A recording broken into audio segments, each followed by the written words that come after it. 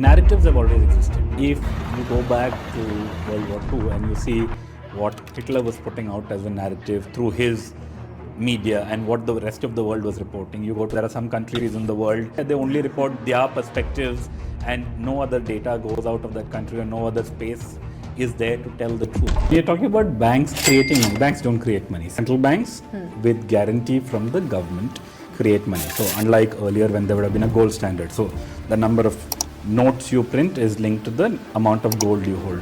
So that doesn't exist anymore. Our book talks about a lot of emotion. Is there any emotion you actually struggle? One emotion that I write with is grief.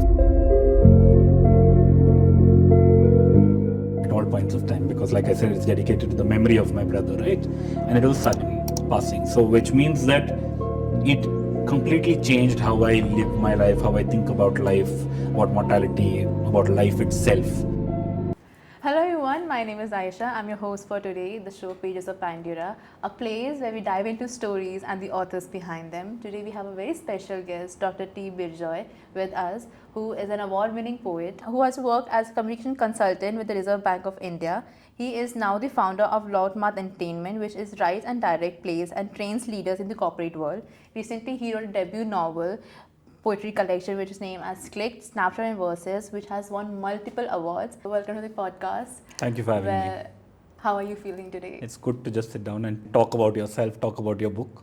Okay, so as someone who has worked with RBI, being that close to where national money supply chain take place, how was that overall experience? So I worked with the RBI for 2.5 years and just completed my stint in December 25. But before that, for the 17-18 years before that, I've written about Reserve Bank of India and banking system for a living. For me, that's integral to my identity, because I'm known as the guy who writes about RBI, and I had the opportunity to write for the RBI. And I got to see behind the scenes quite a bit. I got to experience quite a bit in terms of how decisions work, what is the thinking that goes into it, what are the issues that they have to consider every time they're making a decision, whether it's monetary policy, whether it's banking, whether it's regulation. Got to write some press releases, got to write some speeches, got to work on the RBI web series called RBI Unlocked, which was never been done before. I don't think any central bank ever has created a web series on itself. So I think we got to tell that story of RBI at 90. So all of those things worked out really, really well. And I can only be thankful for having had that opportunity. And whatever else is there, there'll be a book someday. That's really interesting, like the way you explain the entire experience. I recently came across something known as fractional reserve banking. And I wanted to ask if banks can create credit, and is money even real anymore? We are talking about banks creating money. Banks don't create money. Central banks with guarantee from the government create money. So unlike earlier when there would have been a gold standard. So the number of notes you print is linked to the amount of gold you hold. So that doesn't exist anymore. But what exists is each country allows their central bank to issue currency based on the health of the economy, the state of the economy, and all of those factors. What happens in fractional reserve banking is when RBI issues the money and puts it out into the world, central banks then take deposits from people. And people earn money and they put deposits with the banking system. The banking system then keeps a little bit as a reserve with itself, because the RBI tells them, or whichever central bank is there in other countries tells them. But the rest of it they lend out. So if you put in 100 rupees, imagine that they keep 10 or 15 or 20 depending on what your country mandates, but the rest of it is lent out again. And when you lend out money, remember the 100 that came in, now that 100 has become 100 plus because you've lent it out. And those people, that 80 rupees will then go out into the industry. And those people will again spend that money. It'll go to another banking system. So there is what they call a money multiplier effect. So if RBI issues a 1 rupee, through the banking system, it can become 3 or 4, depending on the actual growth and the state of the growth in the economy. So that's where reserve banking comes. I'm being very, very simplistic when I'm giving that explanation. But what it means is, once money goes out from the central bank, it goes back into the banking system, and from the banking system to different banks. And that's how the fractional reserve banking works. As someone who have a vast experience in journalism, I want to ask that is journalism still about the truth, or like is it just about managing narrative? Journalism has always been about telling stories. And if you think about how journalism originally existed, it would have been people going and making announcements. And from there onwards, we've seen journalism go into print, and journalism go into digital, journalism go into radio, all different forms. I'm not trying to evade the answer. I'm just trying to say that we've reached a point where there are so many mediums that each person believes they have a version of the truth. I still believe there are good journalists out there.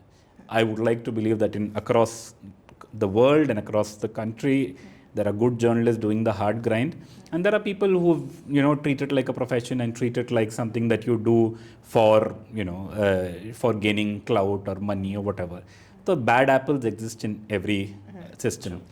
Only thing that has happened is now with journalism becoming easily accessible and everybody able to do journalism, because anybody with a phone, anybody with a with a device can be technically behave like a journalist. I think it has become easier to say, oh, you're not reporting on this, you're reporting on that, whatever.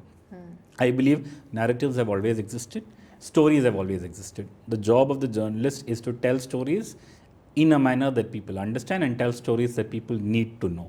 That's it. So I still think there is space for the truth in journalism. Because even like as we see news and everything, we sometimes notice that the truth has also different narratives every journalist try to say. Like they manipulate the truth sometimes, they try to add a false things, and also on that, what do you would like to say? So like I just said, so referring to my previous answer also, narratives have always existed. If you go back to World War II and you see what Hitler was putting out as a narrative through his media and what the rest of the world was reporting. There are some countries in the world where they report only about, I'm not going to get into names right now, where they only report their perspectives and no other data goes out of that country and no other space is there to tell the truth. Okay. So there have always been narratives. Imagine how Indian media would have reported before the freedom movement and what the British controlled media would have reported before the freedom happened. If you look at it from that perspective, narratives always existed. The point is, I think there is more space for a lot more narratives, which is great in terms of access. Difficult because earlier you would have had one newspaper, 5 newspapers or 2 TV channels. Now there are hundreds and thousands. So the space for more narratives and more confusing narratives has become much higher. I think that's where the truth sometimes gets muddled. Another question into journalism. Is anyone in Indian journalism really working like to improve our world press freedom ranking? It's not the job of the journalist to work on the world press freedom ranking. It's world press freedom ranking actually reflects what the government is allowing you to do, what the authorities are allowing you to report, how much censorship is there. It's about the space for the press to be free. So like I said earlier, there is a lot of press in India today. I think that's part of the problem, that anybody with money can start a TV channel, anybody with money can start a digital podcast, a digital whatever, claiming that they're telling the news. That is where, unfortunately, there is also scope for censorship. There is also scope for people to say all these people are bad apples, all these people are problematic. So that's a problem. And I think world press freedom is obviously there's data and whatever on attacks on journalists and all that. I still think there are good journalists out there, but there needs to be more done to protect journalists and let people tell the truth, let people write, and that obviously has to come from authorities, and it comes from state governments, central governments, people in power, people who have money who support journalism. So always journalism globally and over centuries has been supported by people who have deeper pockets. So in some sense, journalism has never been a business where you make a lot of money. You do it for the power, you do it for visibility, or you do it for a good cause. So somewhere in between lies your world press freedom ranking. Anybody with a device today can claim to be a journalist or a podcaster or whichever content creator, whichever category they want to put themselves into. The difference between people who claim to be content creators and journalists is a journalist cannot stray from the facts. A podcaster, a content creator can give you their view. I think that is paramount to this conversation. And there is a higher bar for being a journalist. Not in terms of qualification or any of that, but in terms of if I hear about a tragedy somewhere or a disaster somewhere, when I Google, I always give this example. When you Google, you look for the most credible source of news. Okay, you look for, oh, has Times of India reported it, or has HT reported it, or if it's a global occurrence, has FT reported it, or has WSJ reported it. Why do you still go back to legacy credible media? Because you know that there is a possibility that what you're reading could be false, because anybody for clickbait can do anything. And I'm not dissing the content creators or whatever, but not every content creator is a journalist. Some content creators are journalists. Okay, they have been journalists, or they are doing journalism through that medium, through a podcast or through whichever digital channel medium. But most of them, they don't hold up to the rigor of, if you have of asking questions that are tough, asking questions when you have somebody who's been supposedly involved in a fraud, and you get that person to sit across the table from you. You can have a long chat, but you cannot ask him one tough question. Then you're not doing journalism. So there is a distinction in someone creating content and someone doing journalism. So talking about social media, the rise of social media, we have seen a lot of independent journalism that are coming across. So, but it also has brought a stronger form of censorship that comes along. So in the long run, what do you think, like, which will probably win? Like, you think free expression or control? As someone who looks at freedom of expression from a prism, freedom of expression always has to be understood in a certain structure. You cannot consider freedom of expression purely from the perspective of, oh, then I can write anything slanderous or anything libelous. That's not how it works. So freedom of expression comes with its own safeguards, with its own restrictions. I think there always has to be a structure. Now, you spoke about censorship. I don't think news censorship per se is the issue.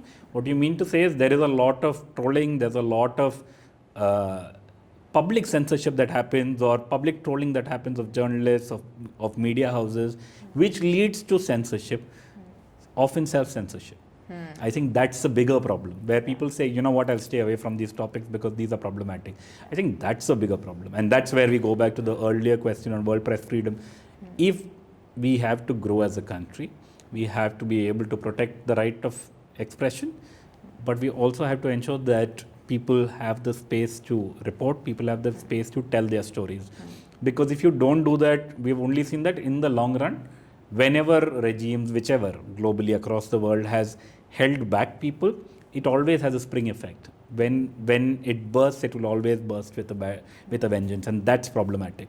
So it's better that we give enough space and we allow different emotions, different types of narratives, different type of stories to be told. Now coming to your book, Click. In a rushing world, how do we lose track of little things that don't really matter, we don't really see in everyday life? Like, what is the goal to prevent that loss, or how to learn to live with it? If you live the moment, you won't lose the moment. I think that's just a nice way to put it. If when I sit down with you and I have a 30-40 minute chat, and if I'm completely with you in that moment, you're likely to remember that conversation over someone you meet for 2 hours someday, and you're going to forget that conversation. I think there is a space for us to live moments when they are happening. Often we are in such a hurry to do the next thing, or while we are having a conversation with someone, we are already on the second screen, or while we are watching a movie, we are on the second screen. I think we've reached a point of dissonance within ourselves, where you don't know what you want to do. And I think the book and the medium of poetry itself helps you to kind of just take a pause, take a moment to say, you know what, can I click this moment? And which is what the idea was. Can I take a snapshot of this moment? That's the meaning of it. That's very beautiful. As someone who also loves capturing, clicking every time, like my friends always tell me, why are you always capturing? I was like, we have to click moments sometimes. Your book talks about a lot of emotion, be it like joy, grief, laughter, silence. Is there any emotion you actually struggled while writing? Good question. One emotion that I write with is grief at all points of time, because like I said, it's dedicated to the memory of my brother, right? And it was sudden passing. So which means that it completely changed how I live my life, how I think about life, about mortality, about life itself. So that's grief is the ink in which I dip most of my pen before I write. But I think the problem is, and weirdly enough, a really lovely movie called Inside Out reflects it, Yeah. where all your happy moments become nostalgic because they're not coming back also. So I think I struggle to write about happy moments because you lived them, but when you look back at them, there has to be a tinge of, you know what, that moment's past. You can go back and relive pain, you can go back and relive other things, but happiness, the way you felt it will never be the way you feel it again.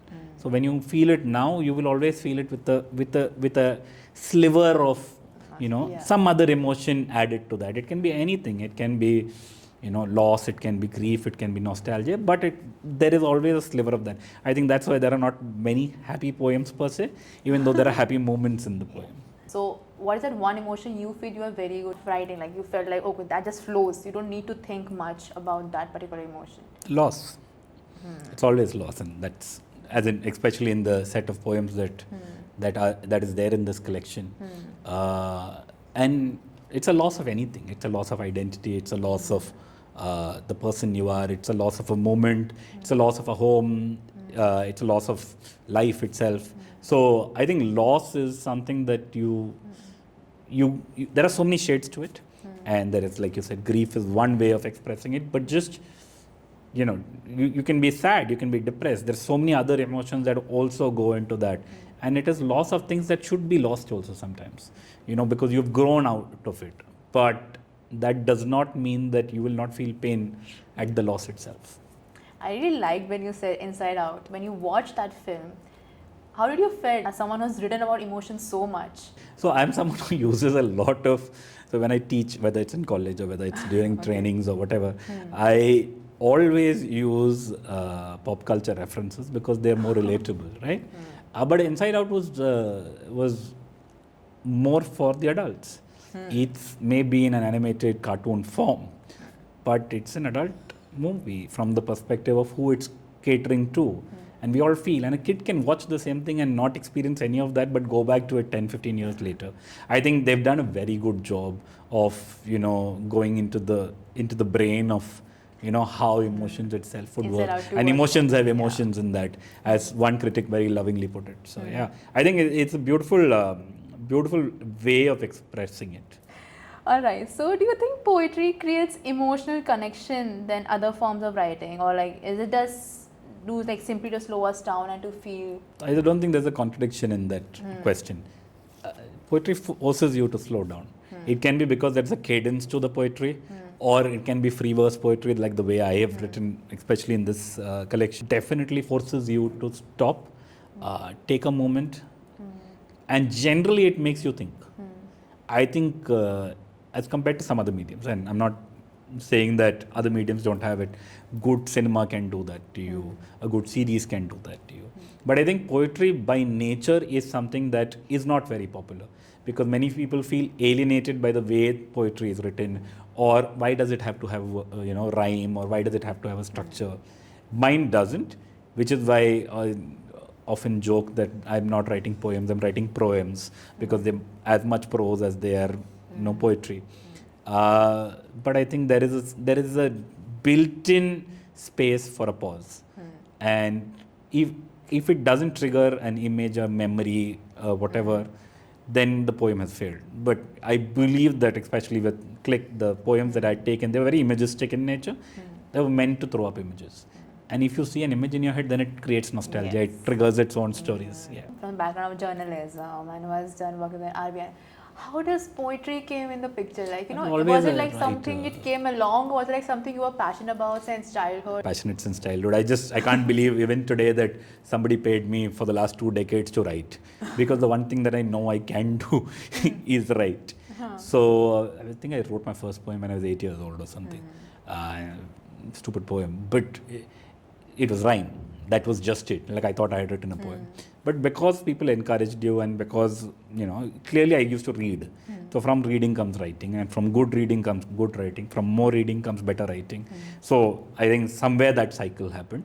And I also do theatre. I also do a little bit of singing. I also do other things. I think generally my brain is inclined towards the theatrical side, which is why I often tell people, including when I train people, that I don't have a background in finance, okay, but somehow I can tell stories about finance, and because I don't have a background in finance, I possibly tell the stories in a manner that people can understand. So I will use Wakanda to talk about something.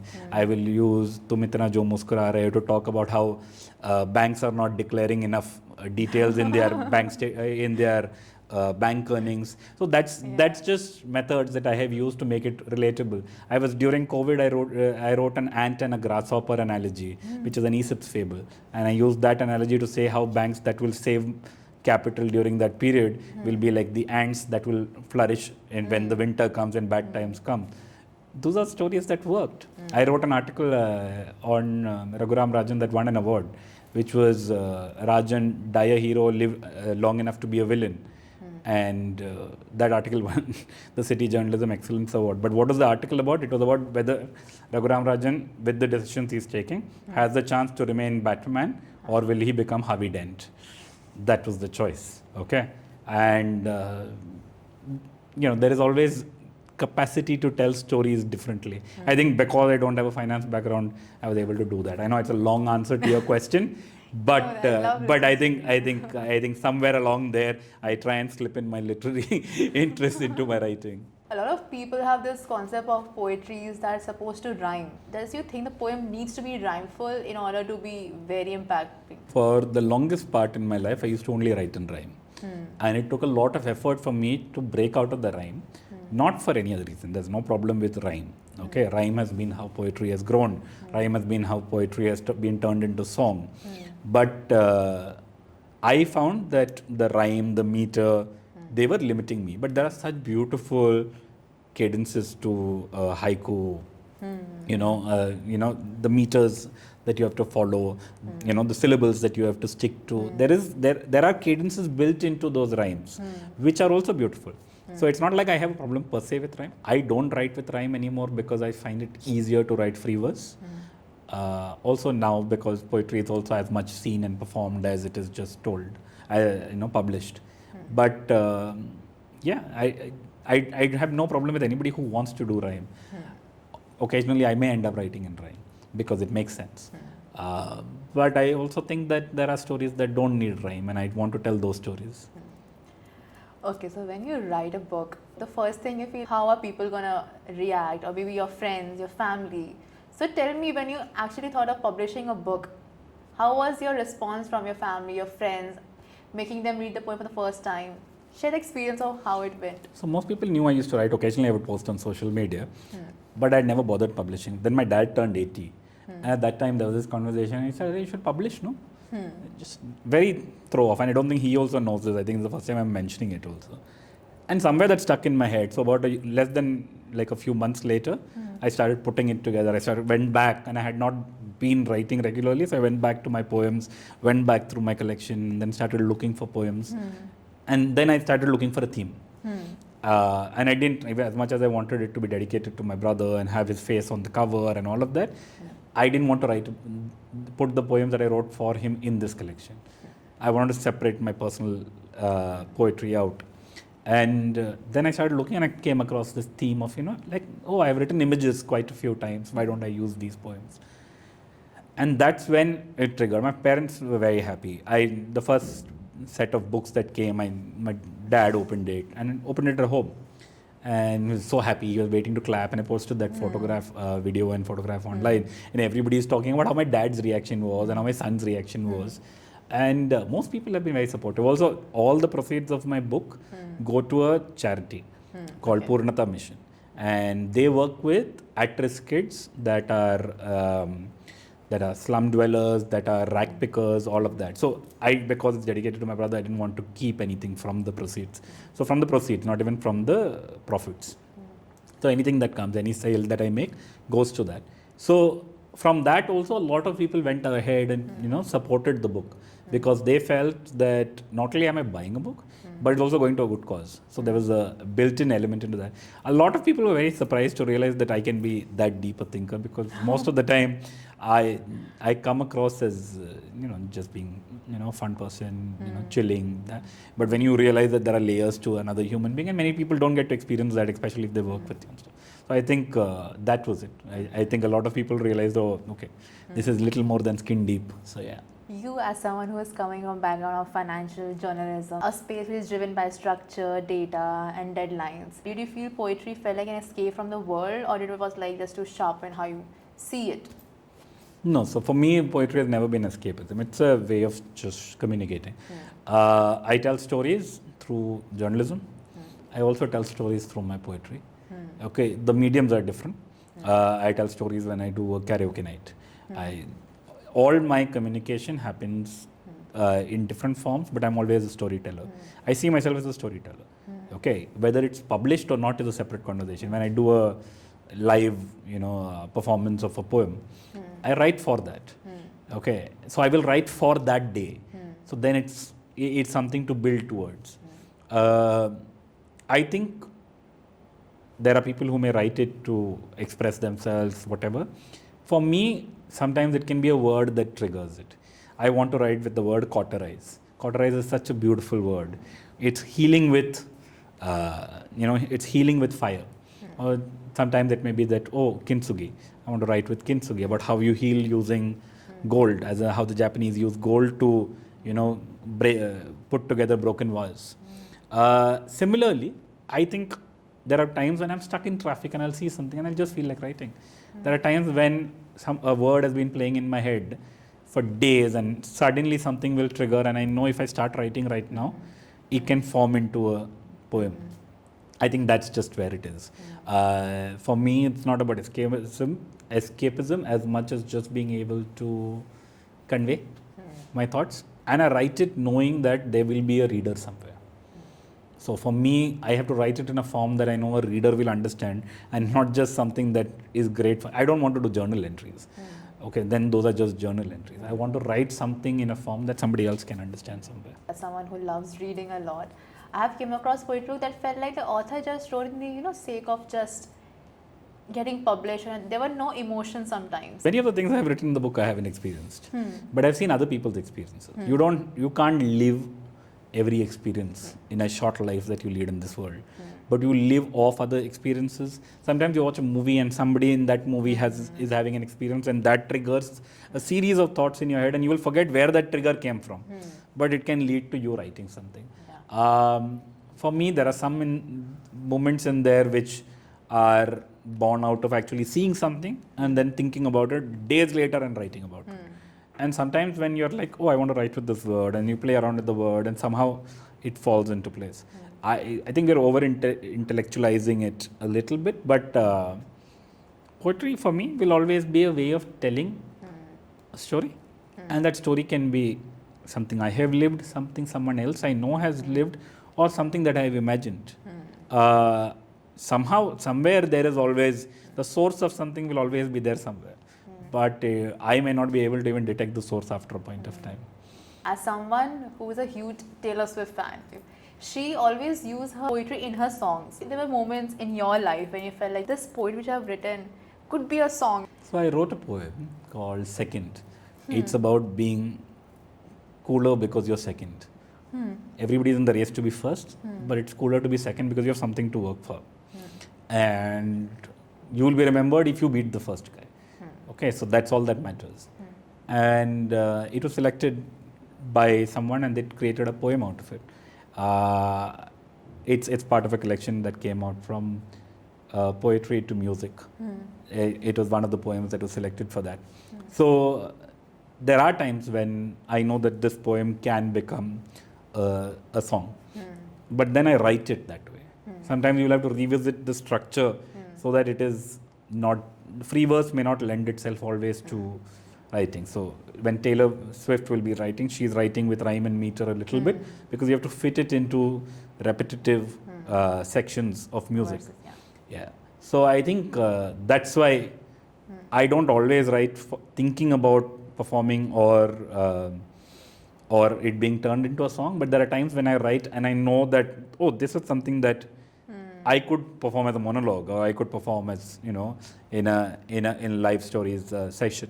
So yeah, there are those moments where you know that this is a performance piece. I've written a piece called The Performance Artist, which I actually performed at a place, and I talk about how we're all like monkeys. Like we're all constantly trying to get likes and subscribe. And I end the poem by saying, and when it's all over, don't forget to like, share and subscribe. Someone who is a theatre practitioner, do you think your book Click as a work meant not to be only read but also be performed or spoken aloud or even adapted into a movie or a visual? So not a movie definitely, but there are bits in that. There are slightly longer poems in that can be turned into a form of song or something. But most of those poems are meant to be very, very small. They're meant to be like small clicks, right?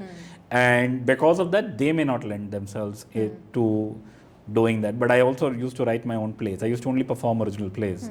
So there's a lot of writing that I have done which has gone into my plays, where there is also monologues, where are also poems within the play.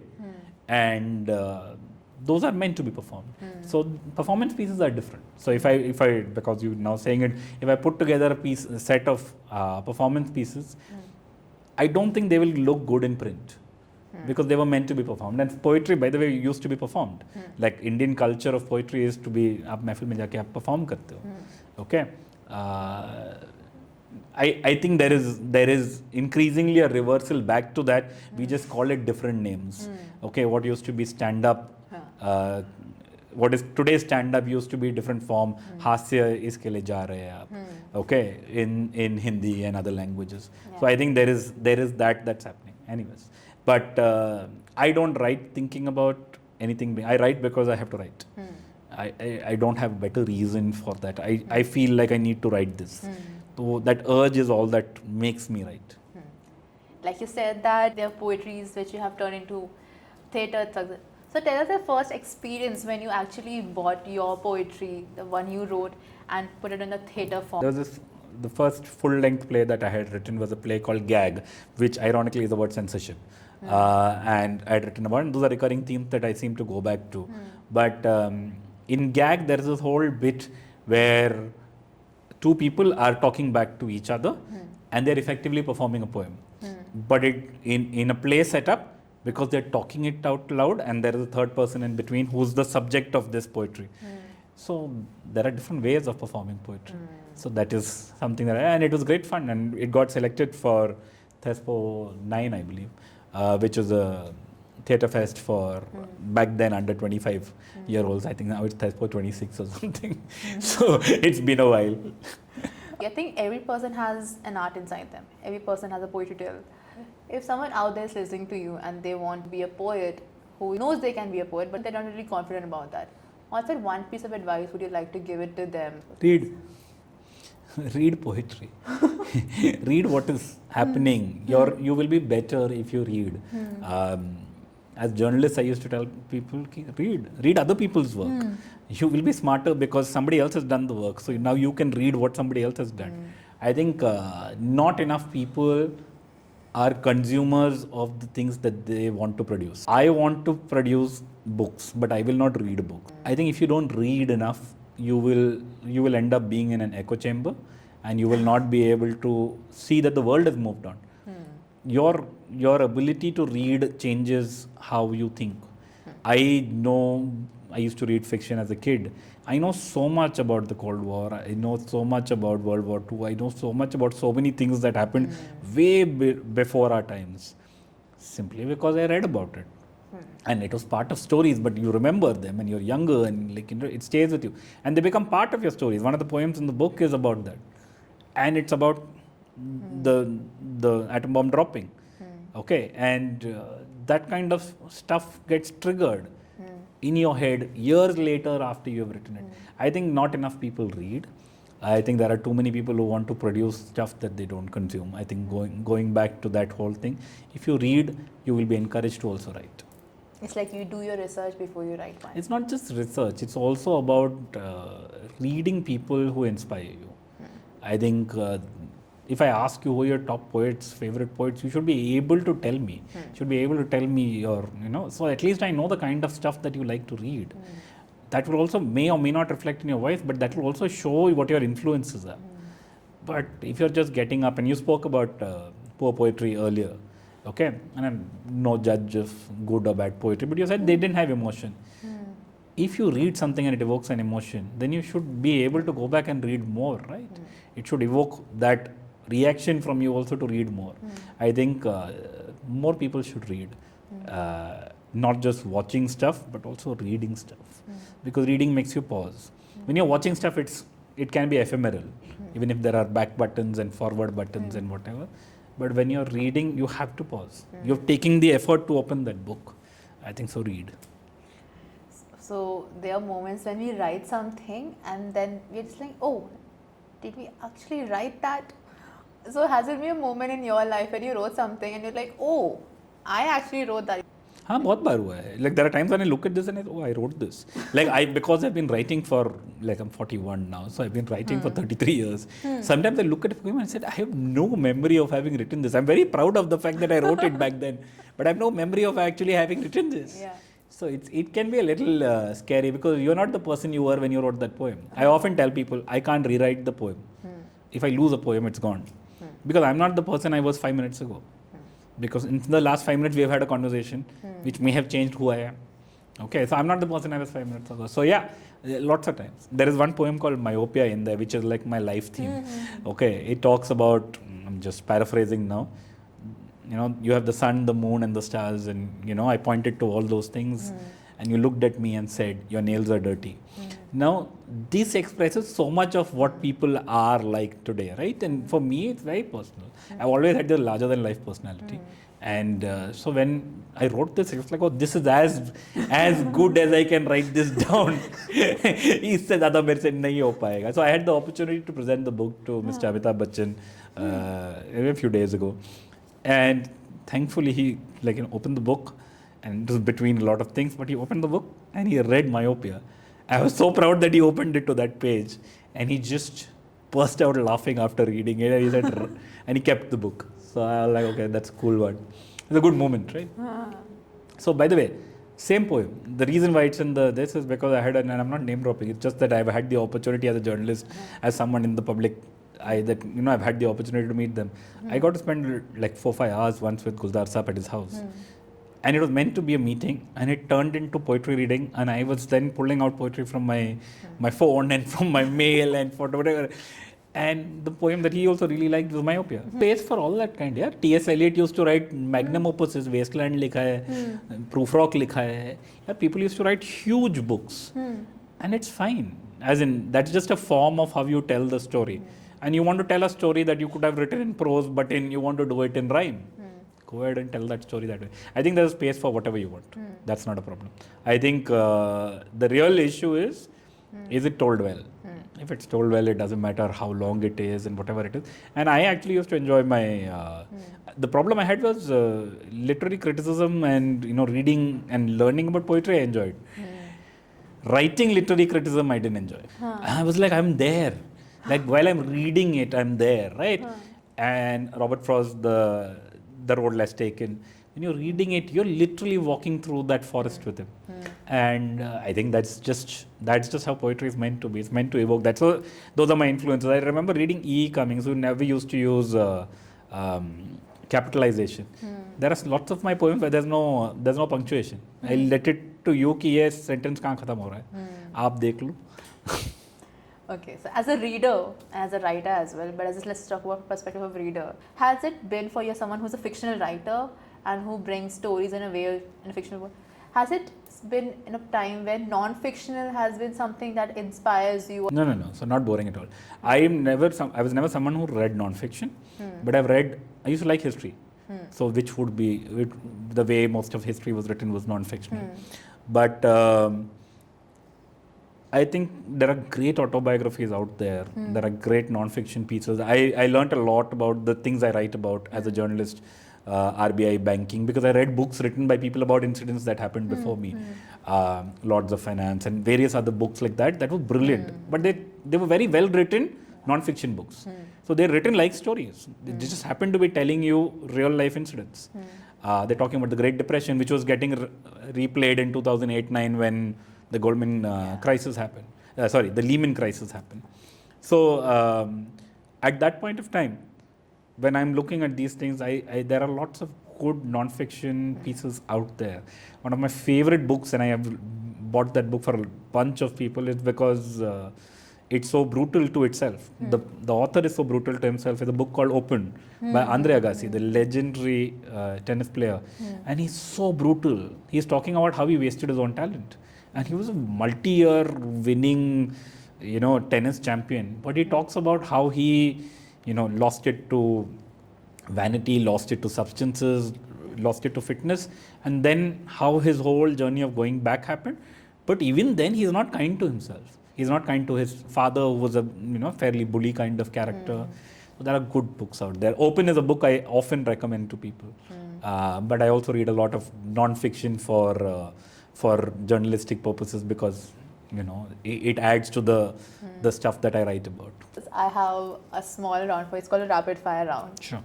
Okay, so coffee or tea? Coffee. Early morning writing or late night writing? Late night writing. Mountains or beaches? Beaches. All-time favorite movie? Cinema Paradiso, but that's a beautiful English movie. Also Midnight Cowboy. In Godfather Bollywood? 2. I'll keep going, so sorry. Okay. And in Bollywood, something also? Bollywood, lots of different movies at different points of time. I think that's part of the problem, because in Bollywood we've seen so much more. In English and stuff, we've seen much less. Because I've taken serious movies in the first lot, let me take Andaz Apna Apna for Bollywood, just to add color to it. Okay. As a writer, notebooks or digital notes? Digital notes, because of the fact that my handwriting is awful. I would love to know, this is the most impulsive purchase of your life till now. I bought a house. It's the most random thing that I've done. I didn't have a car, and I could barely afford the loan, and I bought a house. Okay. That is as impulsive as it gets. Most used emoji? Oh, a blush emoji. Oh. Because I can't handle someone else praising me. I can handle myself being me praising me. One funny memory with your brother? Oh, lots of them. So I have a deviated septum. Okay. It's because he threw a piece of ice when we were fighting, and it hit me here. And since then I have a deviated septum over here. But when I look back, okay, it's a symbol of the kind of masti we used to do. We used to play in the house, break things, play in the building, break things. Just good times. If you could have one superpower, what would it be? One superpower. Time travel.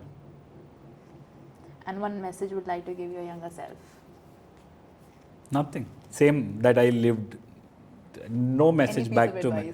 No advice. I was like, just grab every opportunity that you're getting, which is what I did. As in, I never thought twice about doing things. I think I've always been that person who's like, try karte. Most of the things I have done is because try karte. So I think I've reached here with the same piece of advice. So yeah. So thank you so much, sir.